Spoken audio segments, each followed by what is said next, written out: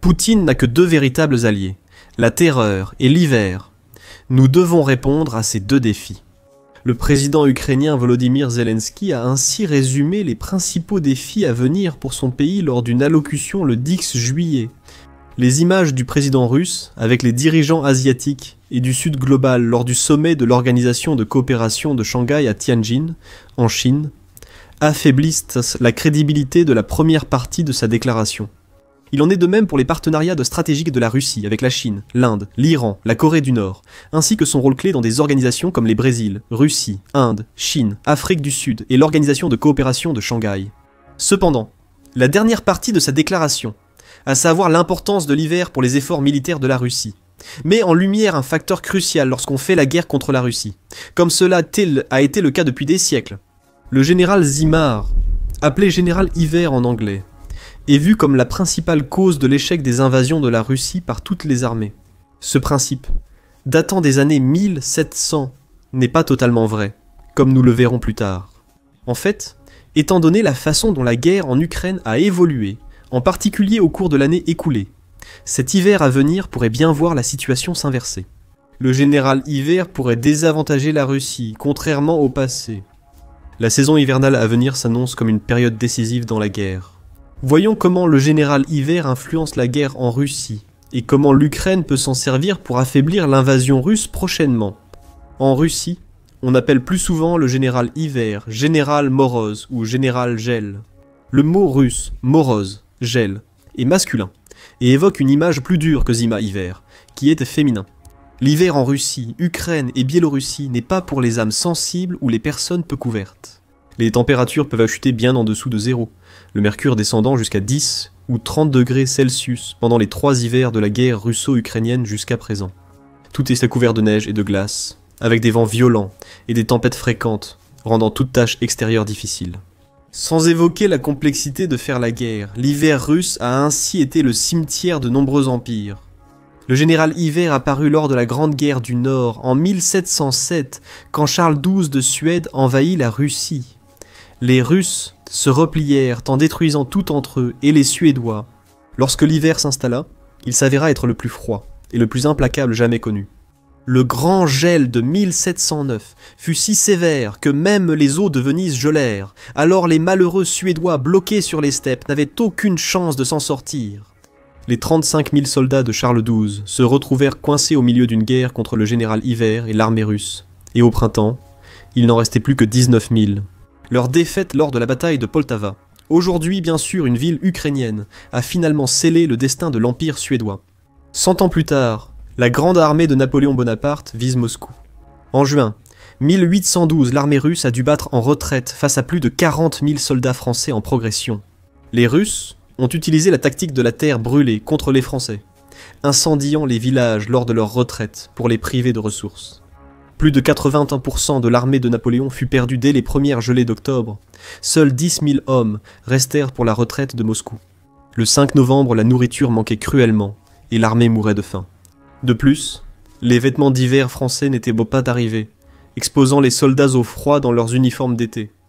Des milliers d'hommes moururent de faim, d'hypothermie et de gangrène au moment où Napoléon rentra en France. Son proche conseiller, Armand de Caulaincourt, a résumé la situation horrible ainsi. Le froid était si intense que le bivouac n'était plus supportable. Des hommes, vaincus par le froid, abandonnaient et tombaient au sol, trop faibles ou engourdis pour se relever. Dès qu'ils s'endormaient, ils mouraient. Le sommeil est inévitable. Dormir équivaut à mourir. La route était jonchée de cadavres. Un sort similaire attendait les nazis pendant la Seconde Guerre mondiale. En juin 1941, au début de l'été, l'Allemagne lança l'opération Barbarossa, son invasion de l'Union soviétique. Au début de la campagne, 38 millions d'Allemands affrontaient près de 29 millions de Russes sur un front de 2900 km. Ceci demeure le plus important déploiement de force pour une seule campagne de l'histoire. Au début, les Allemands avancèrent vite et brutalement. Des millions de soldats et civils soviétiques furent capturés et affamés à mort selon le plan de la fin nazie. Le plan faisait d'une pierre deux coups. Il résolvait les pénuries alimentaires de l'armée en progression et éliminait la population slave, libérant ainsi de l'espace pour la réinstallation allemande en Russie. Mais le Führer allemand, Adolf Hitler, fit une erreur fatale Il ordonna à l'armée de prendre l'Ukraine au lieu d'avancer vers le cœur de la Russie. La campagne s'est poursuivie jusqu'en hiver. En septembre 1941, Kiev était prise. Mais les Russes s'étaient déjà regroupés près de Moscou avec 1 million de soldats et 1000 chars T-34-9. Plus important, ni Adolf Hitler ni son état-major n'avaient prévu une campagne aussi longue jusqu'en hiver. Nous n'avons qu'à enfoncer la porte et tout l'édifice pourri s'effondrera, leur a dit le Führer. En conséquence, les Allemands n'avaient pas pris de dispositions adéquates pour une éventuelle campagne hivernale, comme fournir des vêtements d'hiver et protéger les véhicules et les lubrifiants contre le froid. En se dirigeant vers Moscou, le blitzkrieg allemand s'est littéralement enlisé dans la boue pendant les pluies d'automne. Nous en reparlerons dans un instant. L'hiver a rendu les conditions difficiles pour les troupes allemandes peu équipées au front. Les armes se sont enrayées, les véhicules toussaient mais ne démarraient pas.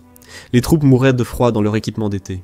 Pourtant, le groupe d'armées centre avançait encore vers Moscou, à 20 km assez près pour que l'avant-garde voie les flèches de la ville.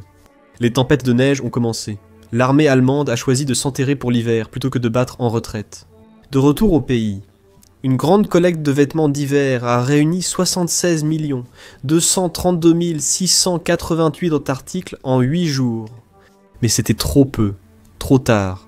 Les soviétiques, bien mieux équipés pour l'hiver, ont contre-attaqué les Allemands, qui étaient gelés et embourbés dans la neige épaisse. Cela a aussi empêché l'aide de la Luftwaffe. Le 7 janvier 1942, les soviétiques avaient repoussé les Allemands à 250 km de Moscou, la Wehrmacht battant en retraite désordonnée. Plus de 40 000 hommes avaient péri. Le général Hiver avait freiné l'effort de guerre allemand, permettant aux chars de l'armée rouge d'entrer à Berlin en 1945.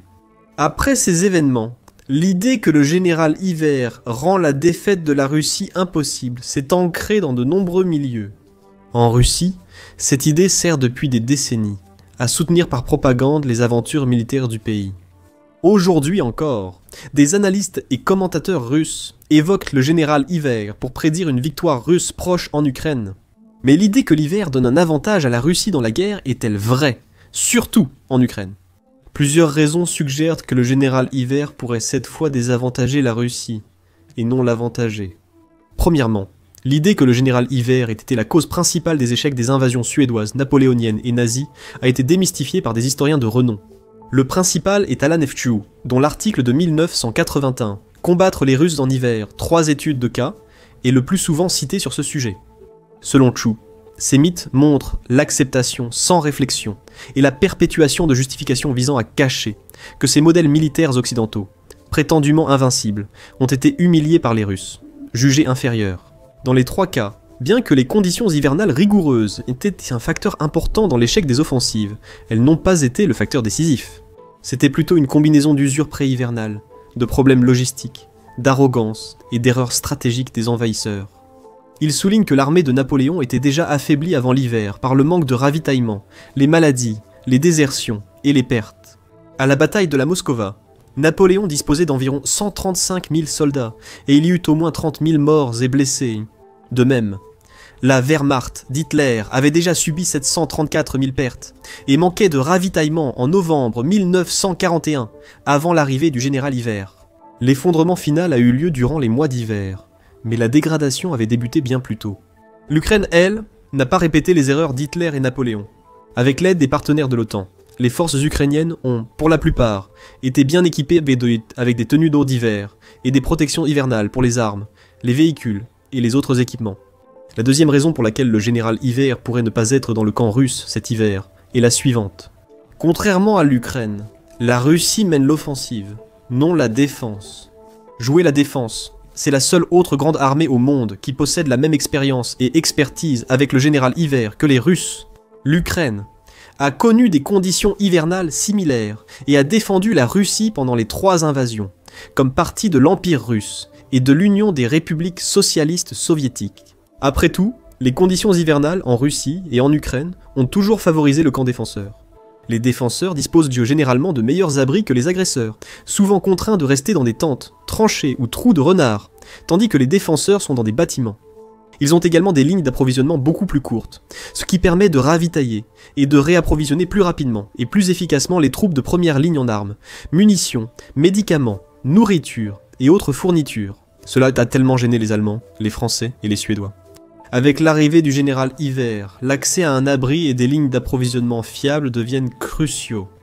En effet, la principale raison pour laquelle la Russie intensifie maintenant sa lente offensive estivale à la fin de l'été semble être le désir d'établir des positions à l'intérieur des principales villes. Elle attaque avant que l'hiver ne commence. Ces positions seraient dans des bâtiments, de préférence avec sous-sol, où les forces russes pourraient s'abriter l'hiver plutôt que dans des tranchées.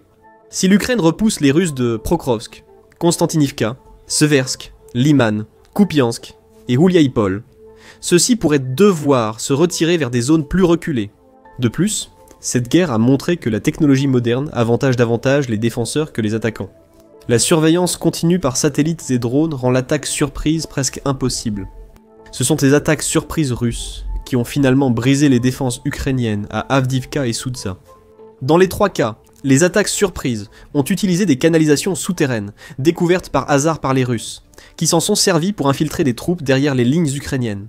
Pour les deux camps, il est presque impossible de réunir assez de force pour une attaque surprise majeure. Sans compter la difficulté d'agir sans être ciblé par drones, artillerie et bombes planantes.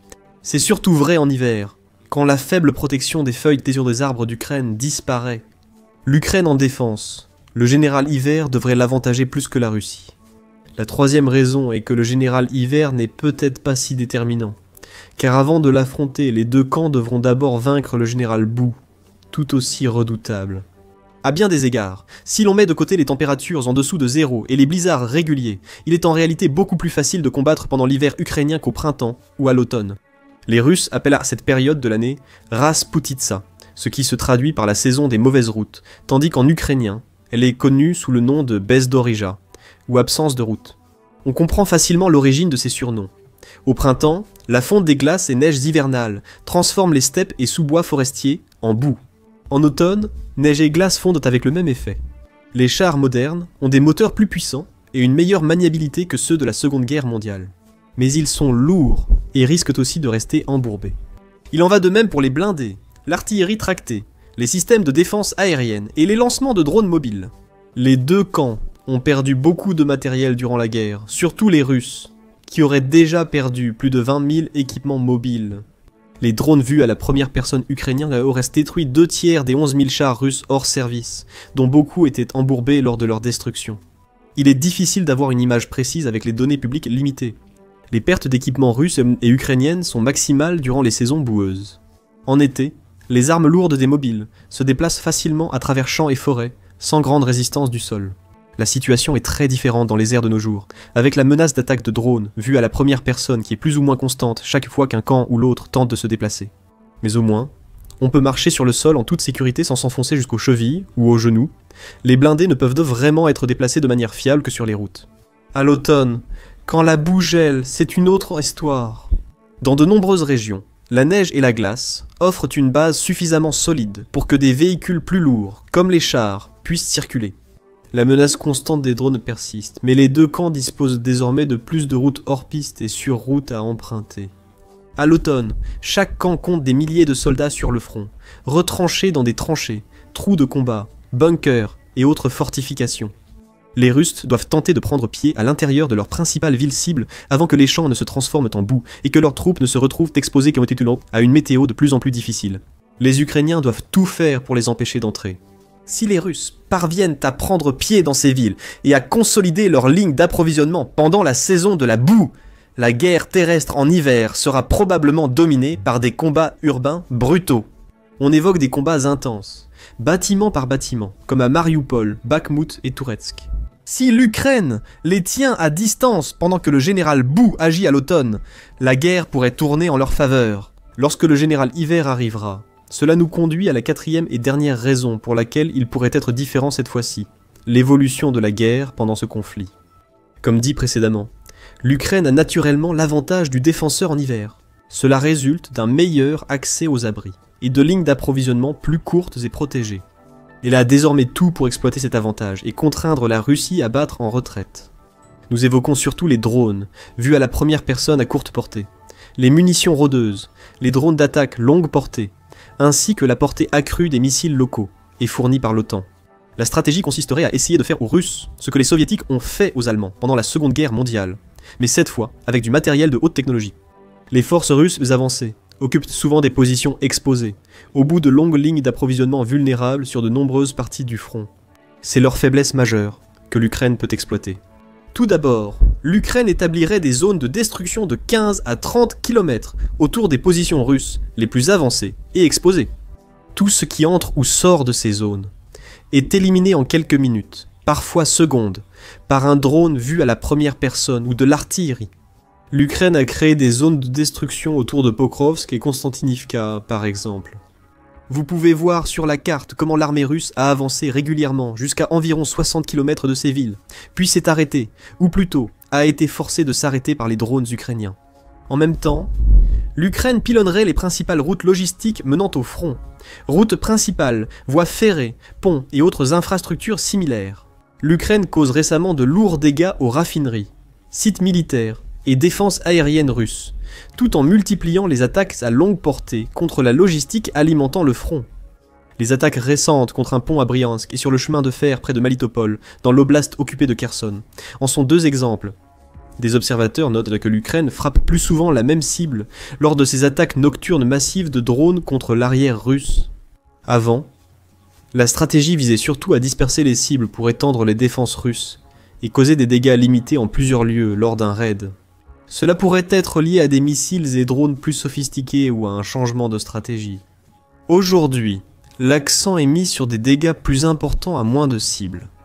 Beaucoup de ces cibles étant logistiques, elles s'inscrivent dans la stratégie hivernale globale qui se profile. Cette approche isolerait les forces russes avancées, les laissant gelées, affamées et sans munitions, loin de tout soutien. Le choix serait de se rendre ou de mourir. Face à des assauts ukrainiens similaires à Kharkiv et Kherson en 2022, les Russes n'ont pas mis longtemps à décamper rapidement de là. L'Ukraine pourrait faire de même sur tout le front cet hiver, si elle traverse la saison boueuse. Garder le contrôle des villes clés en jeu ne sera pas facile. Hormis le gel, peu de choses subsistent dans l'emprise du général hiver.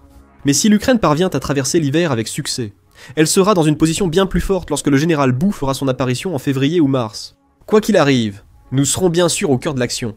Pour vous tenir informé, appuyez sur le bouton d'abonnement pour ne rien manquer. Et merci, comme toujours, de regarder.